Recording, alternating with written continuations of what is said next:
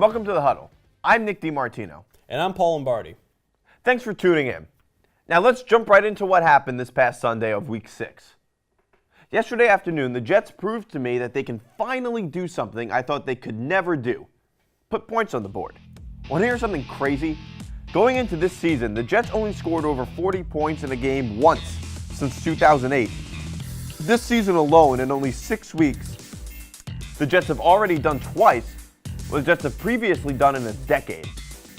Until the camera turned to Todd Bowles' expressionless face on the sidelines, I thought he was kidnapped by Chip Kelly and Rico Palazzo style.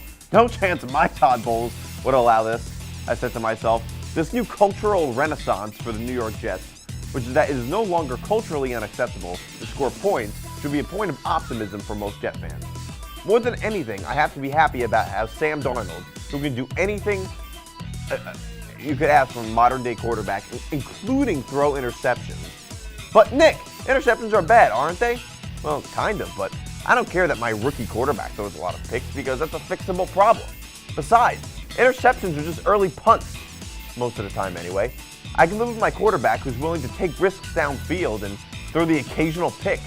By the way, am I the only one who feels old watching the former Ohio State quarterback who was once suspended by the NCAA catch a touchdown as a wide receiver? Anyway, let's go on to win 42-34 and improve to a 3-3 record as the Colts fall to an embarrassing 1-5. Next Sunday, Gang Green takes on the Minnesota Vikings. As for the Colts, they will take on the Buffalo Bills next Sunday. So how did you feel about the game? I felt good because we felt like winners. Okay. In the heated AFC North matchup, one of the best rivalries in football went at it on Sunday in Cincy. The game went back and forth as Tyler Boyd cracked open the scoring with a touchdown reception in the first quarter. This led to 2 James Conner rushing touchdowns to put the Steel Curtain up 14-7. The Bengals answered back quick with another Tyler Boyd touchdown to end the half. Later in the fourth quarter, after 2 Boswell field goals, the Bengals marched downfield to make it a 21-20 game. The Steelers, with 1:18 to play with, shocked the jungle as they marched downfield, and Antonio Brown capped off the win with a 31-yard touchdown reception to put them up 28-21. Steelers held on, and as they always do, beat the Bengals in the final minutes. The key performers were James Conner and possibly his last start of the season with 19 carries for 111 yards and 2 touchdowns. Juju had 7 catches for 111 yards and AB had 5 catches for 105 yards and the game-winning touchdown. For Cincinnati, Joe Mixon had 84 total yards and 64 on the ground. AJ Green also added 85 receiving yards. The play of the game was Juju Smith-Schuster's amazing catch on the helmet of Cincinnati defender Dre Kirkpatrick.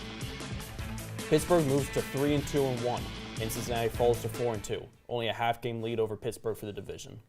The Steelers will head into their bye week with the victory as the Bengals take on my Kansas City Chiefs for another Sunday night showdown. So how'd you feel about that game? I thought that it was a good game. I thought it was a typical AFC North matchup, and as Steelers-Bengals always does, it gave us a good game. All right, then. The Carolina Panthers took on the Washington Redskins at FedEx Field this past Sunday. You know what really stood out to me this game? The fact that the Carolina running backs looked like they were running through 10 feet of snow. Cam literally led the team in rushing. Unless you're trying to beat Nick Saban in a national championship, this is a disaster. If your goal is actually to win games, Carolina's running backs rushed for a dreadful 38 yards. The only team that performed worse than this was the Titans. I guess Christian McCaffrey forgot he's not at Stanford anymore. And Carolina just couldn't hold on to possession of the ball. They turned the ball over 3 times. The only team that was able to top that was, of course, the Colts, because they're just the Colts. But the best part of this game is the fact that Josh Norman, of all people, ended up picking off Cam Newton. To me, this is so ironic because back in February of 2016, right after Super Bowl 50, I was blocked on Twitter by a few Carolina Panthers fans for making fun of Josh Norman. Oh, the irony. The Redskins defeated the Panthers 23-17. Both teams are now 3-2. The Redskins will face off against the Dallas Cowboys next week, who have just demolished the Jacksonville Jaguars. Should be an interesting matchup. The Panthers will try to rebound from this loss as they take on another NFC East team, the Philadelphia Eagles. I'm surprised you don't get blocked on Twitter more.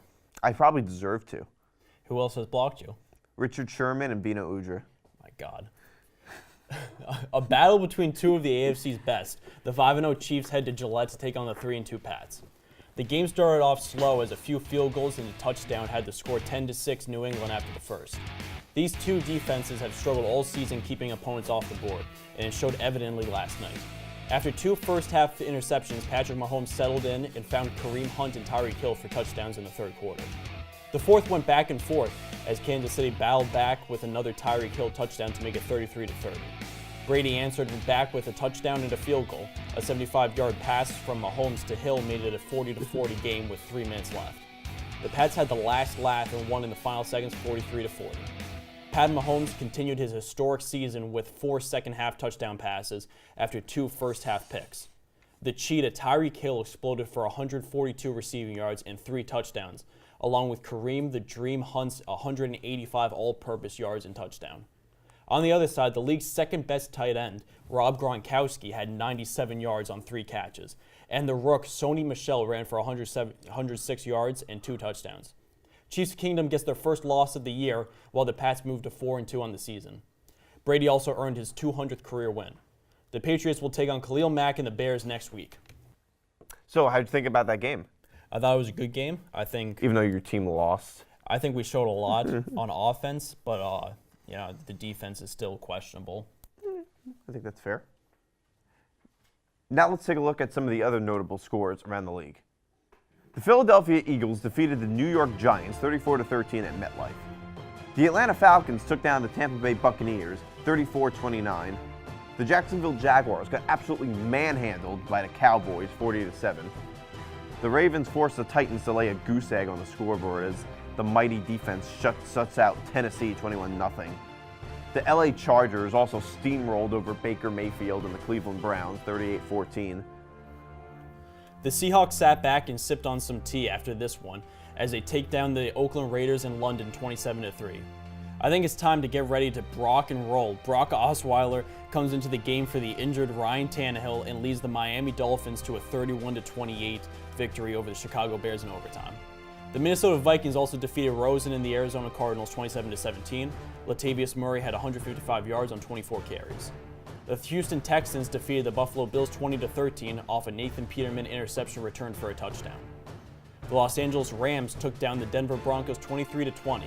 The Rams improved to 6-0, being the only defeated team left.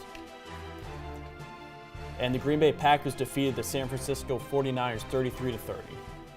And that does it for our game recaps. When we get back, we're going to have Turning Back the Clock with Hank. Stay tuned.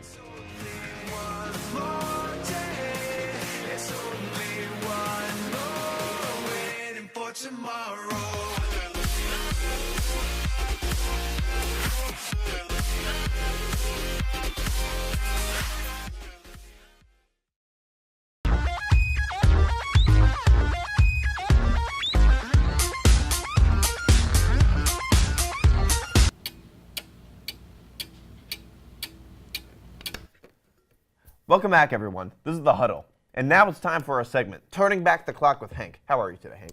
Never better. You ready to time travel? No, because there was a lot of embarrassing moments in my childhood that I would really like to change, so not really. Don't take this too seriously, man. It's just a sports segment. All right, my bad. It is your bad. All right, so how far back are we turning back the clock?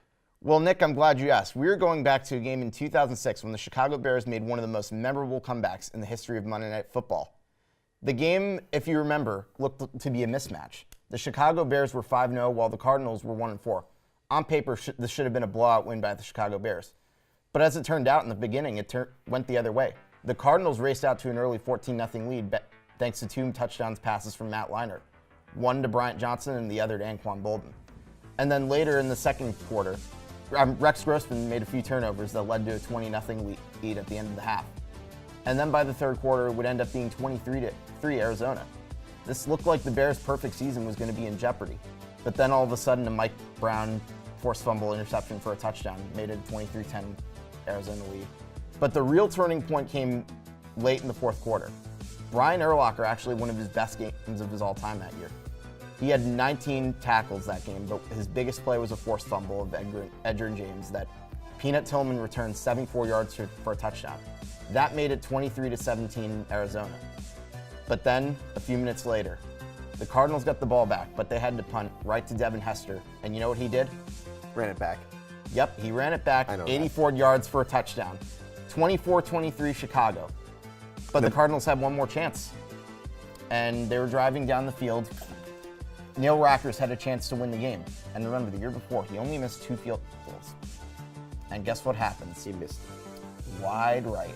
And the Chicago Bears hold on for a comeback win in Monday Night Football. And what did Dennis Green do? He went on probably his most famous tirade of all time as he shouted, The Bears are who we thought they were. Crown him. Yep. R.I.P.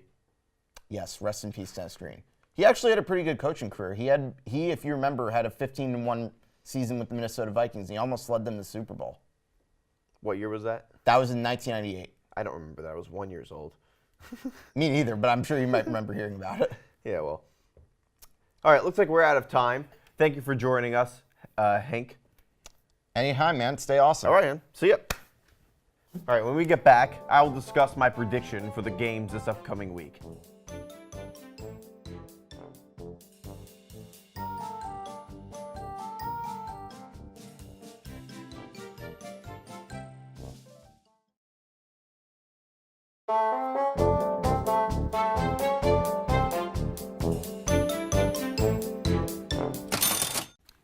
Hello, everybody. You're watching The Huddle, but now you're going to be watching me because this is all about me, and it's my segment, Nick's Picks, featuring me, Nick DiMartino. So my first pick is Saints and Ravens. I really love the Saints this game because the Saints are just a scoring juggernaut, and the Ravens are just kind of, I don't know, mediocre, and there's basically no chance they're going to be able to keep up with them. Besides, the Saints are giving 2.5 points. Sorry, the Saints are getting 2.5 points. Saints are getting 2.5 points. There is no way they don't somehow cover this spread, even by the small chance that the Saints somehow do lose this game. And by the way, I don't care if they're playing in Baltimore or if they're playing on Pluto. We're talking about Drew Brees versus Joe Flacco, Joe Flacco has been that one quarterback who has been arguably elite for like at least 8 years, while Drew Brees just is a Hall of Famer. So anyway, easily, I love the Saints this game. My next pick is the Bears at the Patriots. As much as I hate to say it, and it breaks my heart to root for the enemy, the Patriots are obviously going to win this because every year people say the Patriots are down and that there's no chance that the Patriots are going to be the same that they were the year before. And every year it's a total sham. So I really can't keep falling for the same thing over and over again as much as I want it to be true. I don't care how many times people tell me, how many times I get emails telling me that I won something. Every single time I didn't win anything. So this is the same kind of thing. So easily, I love the Patriots to win this game by at least a touchdown or more. My lock of the week is the Vikings at the Jets. No chance the Jets win this game. The Jets have won 2 games in the month of October, and they've reached their quota for the month. Okay, there's no way they're winning 3 games in a row. They already won twice. They're going to be hungover this game. There's no chance it's going to work. I say the Vikings win by at least 2 touchdowns. Kirk Cousins is just going to blow them up over the top, and Todd Bowles is just going to look very clueless on the sidelines. That is all for my segment, Nick's Picks. When we get back, Paul will be joining me once again as we reveal our upset locks and much more for the upcoming week in the National Football League. We'll be right back.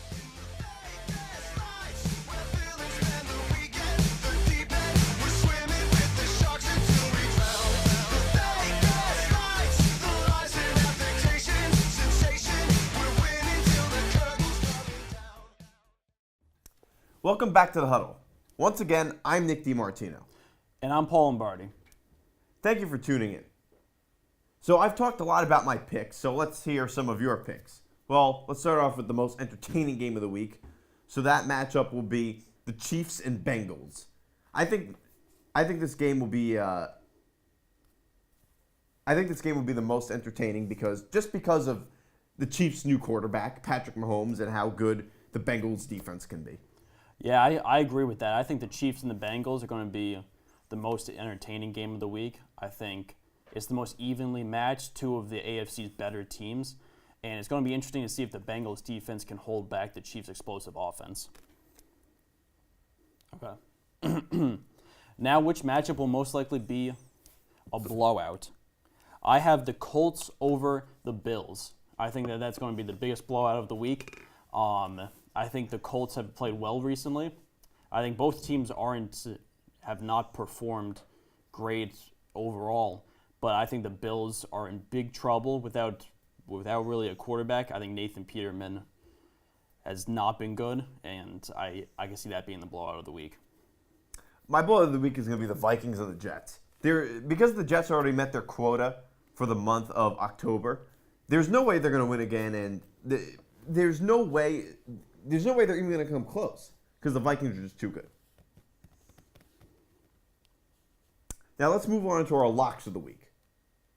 My lock of the week, I have the Rams over the 49ers. I think this is going to be an obvious lock of the week. Rams are undefeated. I don't think the 49ers are going to be able to do anything to stop them. 49ers have been in big trouble since Jimmy G went down. I think that's going to be the lock of the week. My lock of the week is the Saints over the Ravens. I don't think there's any chance that the Ravens are going to be able to keep up with the Saints scoring. Drew Brees is just too good. And Joe Flacco is not elite. And finally, our upsets of the week. I got the Lions over the Dolphins. I think that even though the Lions have struggled a bit this year, I think the Lions will beat the Dolphins. I think that the Dolphins have been inconsistent. The Lions have shown much more promise, and that's who I'm taking this week. I'm taking the Panthers over the Eagles. For some reason, I just have the sneaky suspicion that Cam Newton is going to have a fire game. And it's going to be like his last fire game of the season because I don't think he's that good. But occasionally, Cam Newton looks like John Elway. And I just have an odd sort of feeling that this is going to be the one day where he's on an odd sort of high on the football field. Now that's a wrap. Thank you for joining us. I would like to thank our production staff and crew for making the show run swimmingly. Once again, I'm Nick DiMartino. And I'm Paul Lombardi. Thanks for tuning into The Huddle. Have a fantastic week, everyone. And remember, go Jets. Go Chiefs.